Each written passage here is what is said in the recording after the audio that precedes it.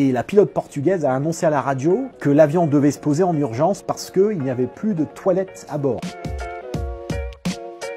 Donc, je m'appelle James Emery, je gère un site web qui s'appelle Lingaero, c'est un site qui a été créé il y a une dizaine d'années. Et le but du site, c'est tout simplement d'aider les pilotes français et francophones d'une manière générale à s'améliorer en anglais pour les besoins de l'aéronautique.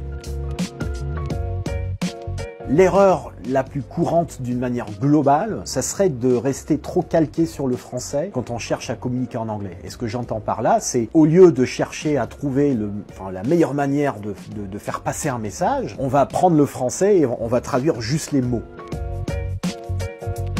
À moins de voler qu'en France et qu'en français, l'anglais c'est l'outil de communication par excellence. Sur un plan réglementaire, on doit obligatoirement réussir à un examen d'anglais, mais l'importance de l'anglais ne s'arrête pas là.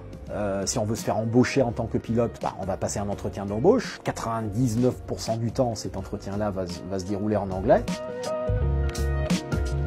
J'ai entendu un enregistrement d'une conversation entre une pilote portugaise et un contrôleur, je crois que c'était du côté de Marseille. Et la pilote portugaise a annoncé à la radio que l'avion devait se poser en urgence ou devait se poser en priorité parce qu'il n'y avait plus de toilettes à bord. C'est-à-dire que les toilettes étaient bouchées. Sauf que le contrôleur a compris que c'était pas qu'il n'y avait pas de toilettes, mais qu'il n'y avait pas de pilote à bord. Donc elle était sur le point de déclencher une interception par des avions de chasse parce qu'elle pensait que l'avion n'avait plus de pilote.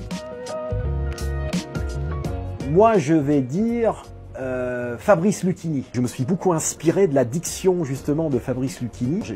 À un moment, j'ai beaucoup imité sa façon d'articuler.